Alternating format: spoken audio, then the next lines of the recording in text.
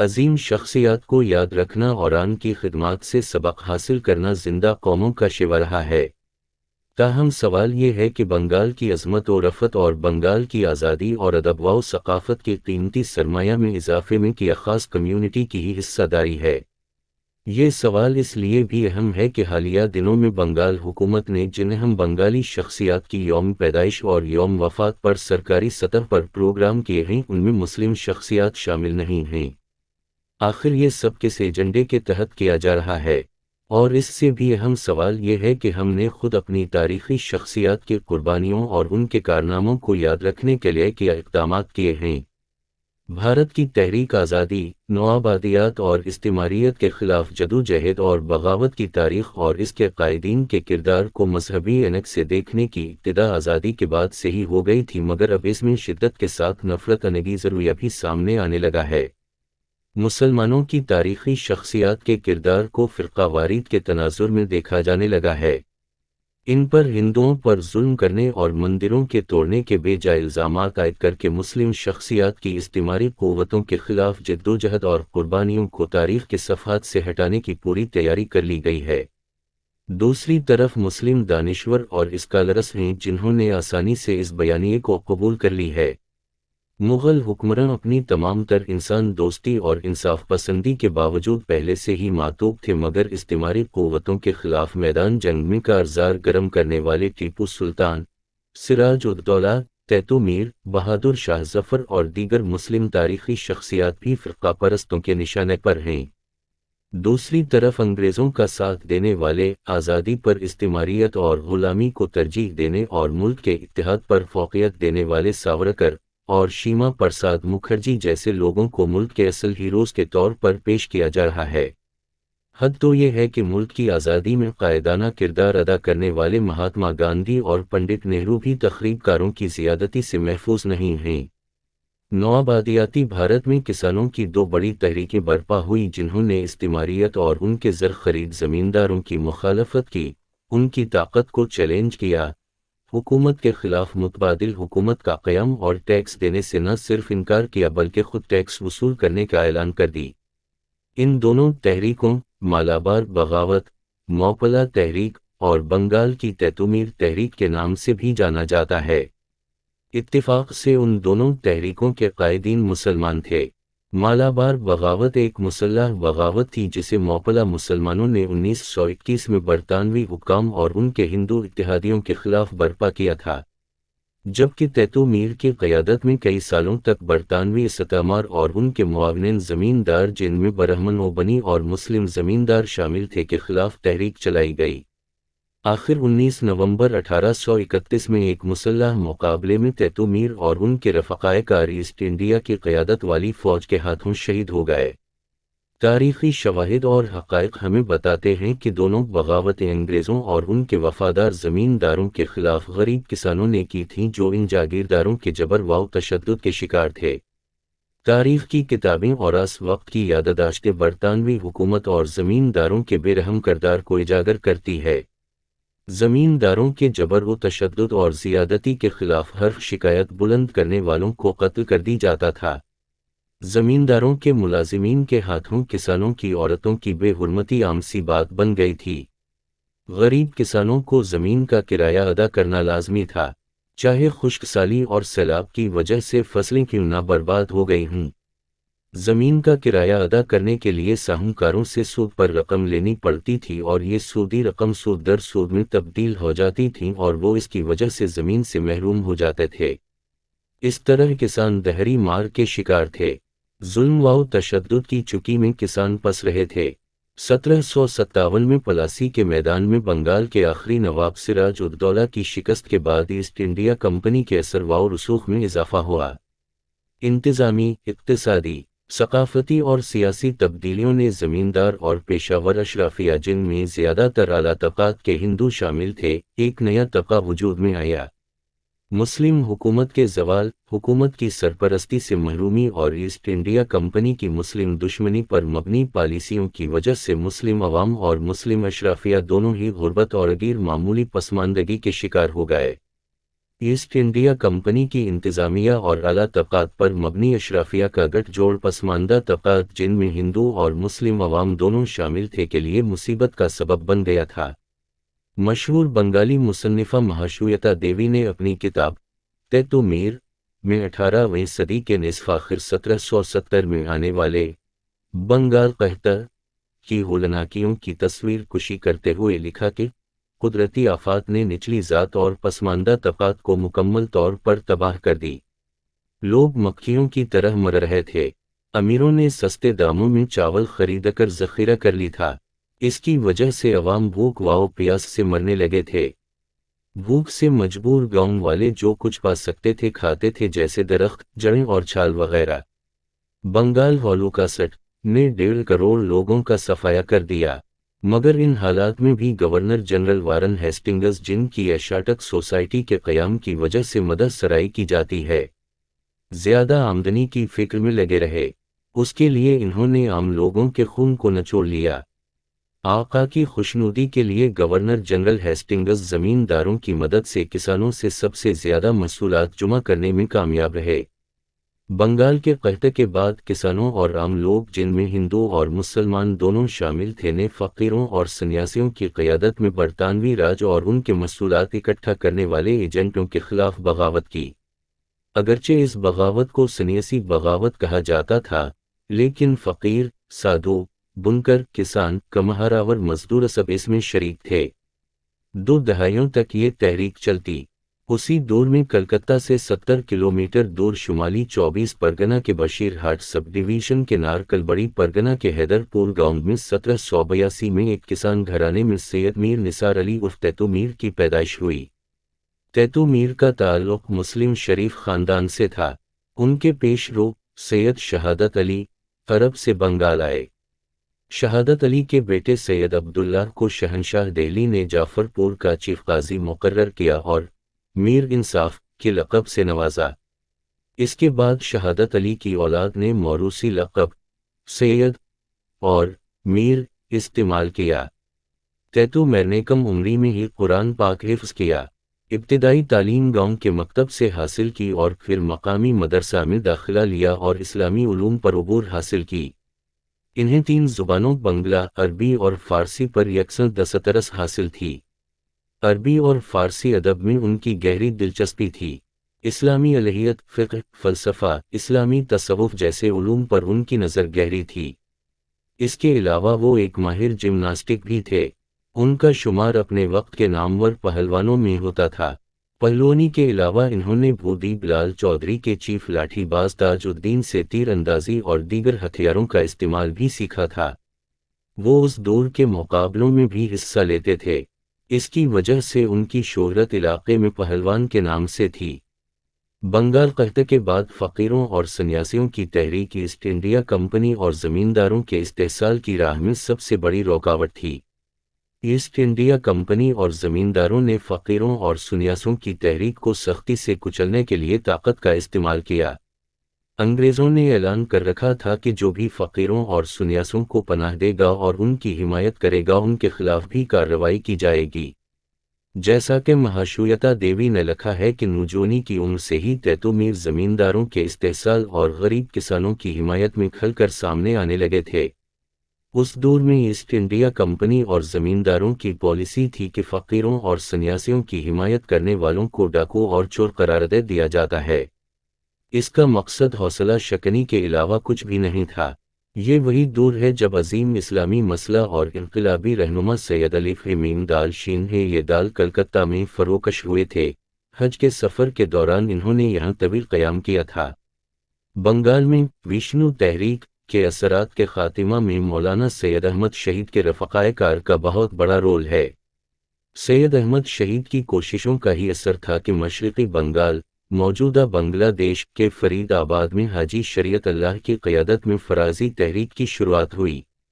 اس تحریک کی بنیاد مسلم معاشرہ کی اصلاح اور رسوم و رواج کا خاتمہ کر کے مسلم معاشرہ کو قرآن و سنت کی راہ پر گامزن کرنا تھا۔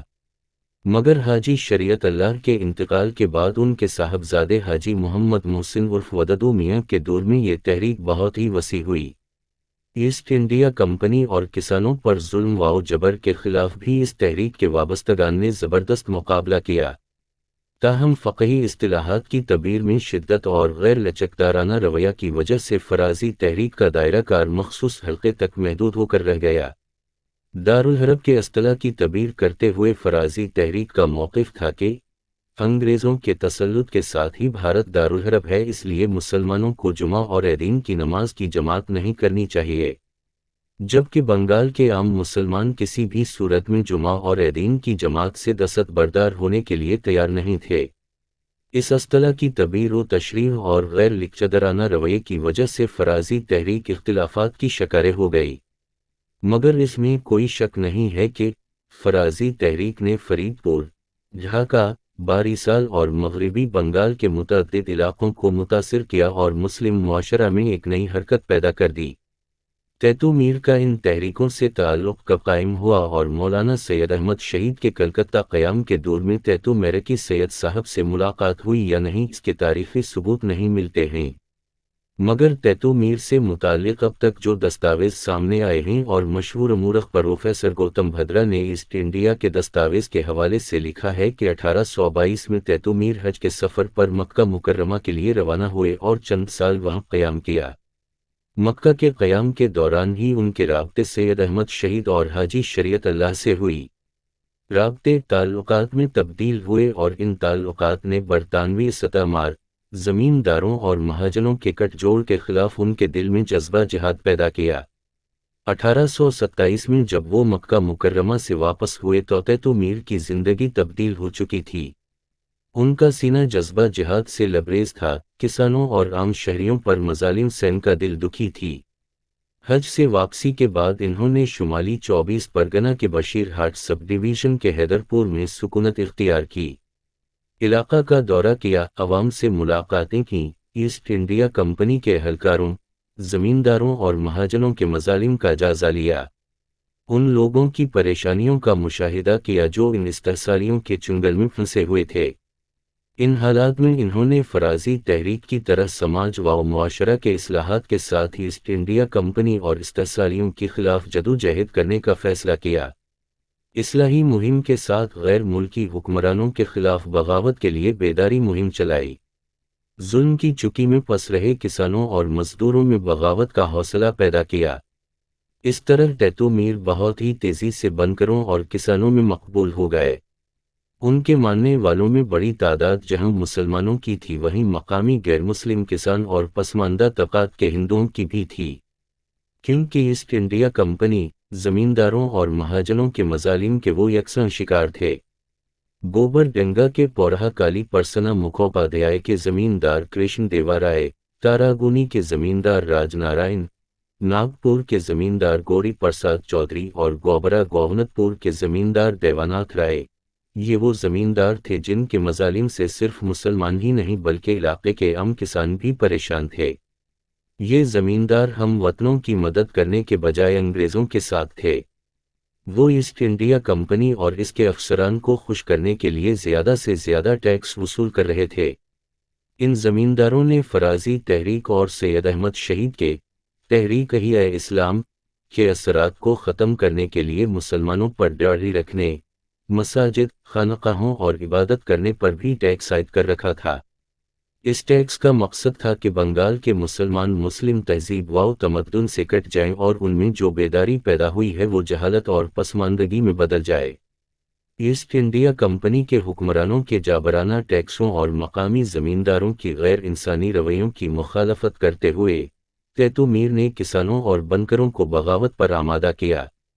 پروفیسر گوتم بھدرا نے لکھا ہے کہ سید میر نثار علی عرف تیتو میر اتنے دلیر تھے کہ وہ ایسٹ انڈیا کمپنی کے اہلکاروں اور پولیس کو بھی اپنے حملوں کی پیشگی اطلاع دیتے تھے۔ ان کی جرات مندانہ روش نے کسانوں اور بنکروں کو ان کا گرویدہ بنا دی تھا۔ ہزاروں افراد مذہبی اور طبقاتی وفاداری سے قطع نظر رکھ کر ان کی اس تحریک میں شامل ہو گئے۔ تیتو میر کے ساتھ شانہ بشانہ مل کر ایسٹ انڈیا کمپنی کی افواج اور زمینداروں کا مقابلہ کیا۔ کئی مواقع پر ان زمینداروں اور ان کے حواریوں کو منہ کی کھانی پڑی۔ تیتو میر کی تحریک اب اس پوزیشن پر پہنچ چکی تھی کہ انہوں نے باضابطہ مجاہدین کی فورسز کی تشکیل دے دی۔ شمالی 24 پرگنہ، ندی اور فرید آباد جیسے اضلاع میں ایسٹ انڈیا کی حاکمیت کو چیلنج کرتے ہوئے اضلاع کا کنٹرول حاصل کر لی۔ ٹکی اور گوبر ڈانگا کے زمینداروں کو ہدایت دی کہ وہ اب ٹیکس ایسٹ انڈیا کمپنی کو دینے کے بجائے ان کے حوالے کریں۔ ان کی فوج میں 5000 افراد تھے۔ اکتوبر 1831 میں نارکل بیری میں بانس کے قلعہ کی تعمیر کی۔ ہندوؤں کے اعلیٰ ذات کے زمیندار اور مہاجنوں نے مقامی قیادت کو ترجیح دینے کے بجائے برطانوی استعمار اور ایسٹ انڈیا کمپنی کی غلامی کو زیادہ بہتر سمجھا۔ چنانچہ انہوں نے تیتو میر اور ان کے حامیوں کے خلاف ایسٹ انڈیا کمپنی سے مدد طلب کی۔ انگریز انتظامیہ کو تیتو میر کی طاقت کا اندازہ نہیں تھا، لہٰذا انگریزوں اور زمینداروں کی مشترکہ فوجوں کو مجاہدین کے ہاتھوں ذلت آمیز شکست کا سامنا کرنا پڑا۔ اس شکست کے بعد governor general lord William Bentinck نے لیفٹیننٹ کرنل سٹیورٹ کو تیتو میر کے خلاف فوج کشی کی ہدایت دی۔ باقاعدہ فوج تشکیل دی گئی جس میں 100 گھڑ سوار دستے، 300 مقامی پیادہ اور 2 توپ شامل تھے۔ انگریزوں نے 14 نومبر 1831 کو مجاہدین پر حملہ کیا۔ مجاہدین جدید ہتھیاروں سے لیس نہیں تھے، اس لیے وہ جدید ہتھیاروں سے لیس انگریزی فوج کا مقابلہ نہیں کر سکے۔ انگریزوں نے گولہ باری کی اور قلعہ کو مکمل طور پر تباہ کر دیا، جس میں مجاہدین کو بھاری جانی نقصان ہوا۔ تیتو میر اپنے بہت سے پیروکاروں کے ساتھ 19 نومبر 1831 میں شہید ہو گئے۔ کمانڈر غلام معصوم سمیت 350 مجاہدین گرفتار ہوئے۔ غلام معصوم کو سزائے موت اور دیگر 140 قیدیوں کو مختلف الزامات کے تحت سزائیں دی گئیں۔ ایسٹ انڈیا کمپنی کے خلاف کسانوں اور عام لوگوں کی پہلی مسلح بغاوت تیتو میر کی شہادت کے ساتھ ختم ہو گئی، مگر یہ شہادتیں رائے نہیں گئیں۔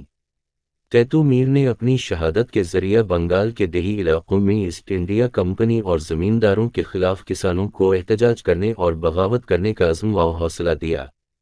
1857 کے انقلاب کی راہ ہموار ہو گئی، مگر تاریخ کا جبر ملاحظہ کیجیے کہ تیتو میر کی شہادت کے 2 صدی بعد ان کی قربانی اور جذبہ حریت کو فرقہ پرستی کے الزامات سے داغدار کرنے کی کوشش کی گئی۔ تحریک آزادی میں انگریزی کی حمایت کرنے اور ان کے خلاف تحریک سے خود کو علیحدہ رکھنے والے اور گرفتاری کی صورت میں معافی مانگنے والی راشٹریہ سویم سیوک سنگھ گزشتہ 70 سالوں سے تاریخ پر حملہ آور ہے۔ گزشتہ 1 دہائی سے ایک نیا ٹرینڈ شروع کیا ہے کہ مسلمانوں کی جدوجہد آزادی اور استعماریت کے خلاف تحریکوں اور اس کے مسلم قائدین کے کردار کو مجروح کیا جا رہا ہے۔ تیتو میر بھی اسی جارحانہ مہم کے شکار ہیں۔ مسلم دشمنی میں RSS اور اس کے ہم خیال دانشور، برطانوی استعماریت کو بھارت میں قدم جمانے میں مدد کرنے والے زمینداروں میں خوبیاں تلاش کرنے لگے ہیں۔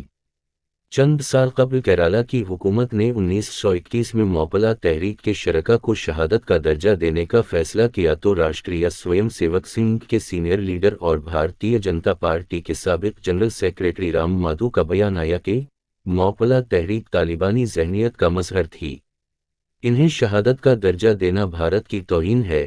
دراصل طالبان کی تحریک اور کسان تحریک سے موازنہ راشٹریہ سویم سیوک سنگھ لیڈروں کی فسطائی ذہنیت کا مظہر ہے۔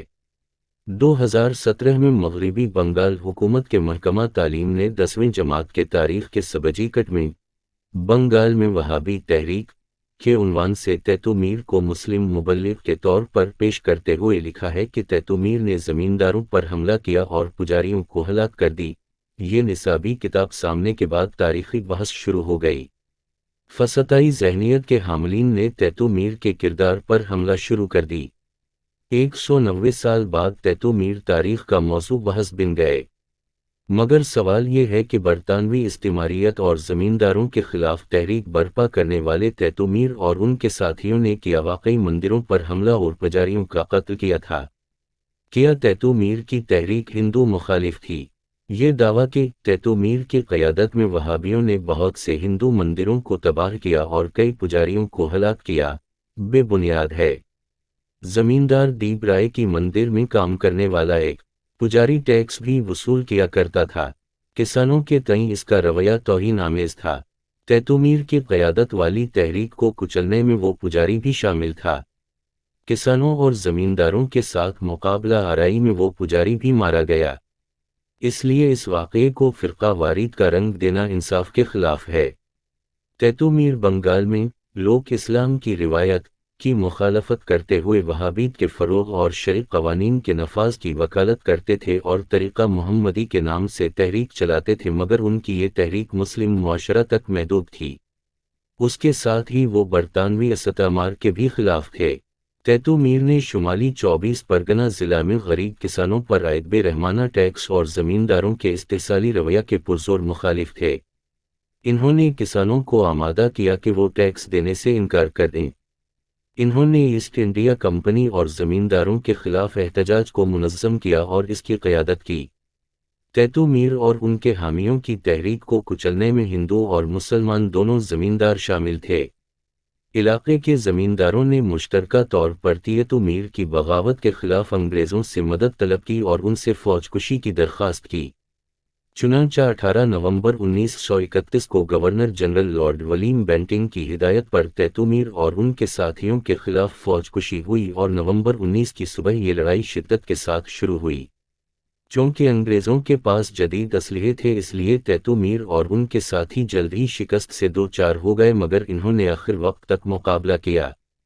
اس لڑائی میں تیتو-میر سمیت ان کے 50 ساتھی شہید ہو گئے۔ ڈاکٹر داس گپتا یہ نتیجہ اخذ کرتے ہیں کہ نوآبادیاتی مخالف کسانوں کی تحریک کی تاریخ میں تیتو-میر اور ان کے وہابی پیروکار جبر و استحصال کے خلاف مستقبل کے کسان معاشرے کے لیے ایک پیغام لے کر نمودار ہوتے ہیں۔ کسان رہنما ہونے کے ساتھ وہ ایک اسلامی مبلغ بھی تھے۔ اپنی اسی پیچیدہ شناخت کی وجہ سے بھارت کی آزادی کے بعد بھی بنگال میں قائم ہونے والی حکومتوں نے، جس میں کانگریس اور بائیں محاذ دونوں شامل ہیں، بشیر ہاٹ کے نارکل بیری میں ان کی یادگار قائم کرنے کی ضرورت محسوس نہیں کی۔ استعماریت کو مضبوط کرنے کے لیے انگریزوں کی پالیسی تقسیم کرو اور حکومت کرو کی رہی ہے۔ اس پالیسی کو مختلف سطحوں پر آزمایا گیا۔ معاشرے کو مذہبی بنیاد پر تقسیم کرنے کے لیے تاریخ کے ساتھ چھیڑ خانی کی گئی۔ اس میں کسی حد تک انہیں کامیابی بھی ملی۔ تیتو-میر کی بغاوت کے بعد انگریزوں نے ان کی جدوجہد آزادی کو بدنام کرنے کے لیے ہندو مسلم فسادات اور ہندوؤں کے خلاف محض آرائی کا نام دیا گیا۔ جنگ اصل کا یہ مضمون تضادات سے بھرا ہوا ہے۔ ایک طرف وہ تیتو-میر کو ڈاکو اور چوروں کا سرغنہ قرار دیتے ہوئے لکھتا ہے کہ اسی وجہ سے اس کی گرفتاری ہوئی تھی اور وہ کمپنی کا مخالف بن گیا۔ دوسری طرف وہ تیتو-میر کو مذہبی انتہا پسند بھی قرار دیتا ہے۔ یقیناً تیتو-میر سید احمد شینہے یہ دال کی تحریک اور ان کی مہم سے متاثر تھے، مگر اس میں کوئی برائی نہیں ہے۔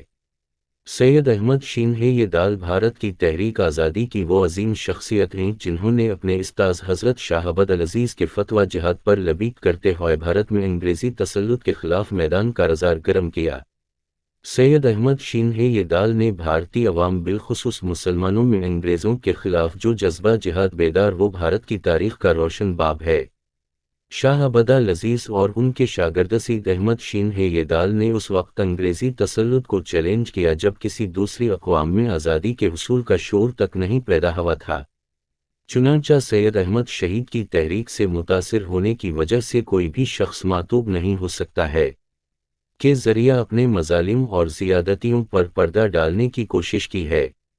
انگریزی قوم جس نے 19ویں صدی میں اپنی چالاکی اور مکاری سے 2/3 دنیا کو اپنی کالونیوں میں تبدیل کر کے اپنے عیش و عشرت کا سامان فراہم کیا، کسانوں سے زمین کے حقوق چھینے، غلاموں کی منڈی سجائیں، نہتوں پر گولیاں چلائیں، مگر ظلم کی داستان کو دنیا کے سامنے آنے نہیں دیا، الٹا اس کے خلاف جدوجہد کرنے والے لیڈروں کو بدنام کرنے کے لیے ذرائع ابلاغ کا استعمال کیا۔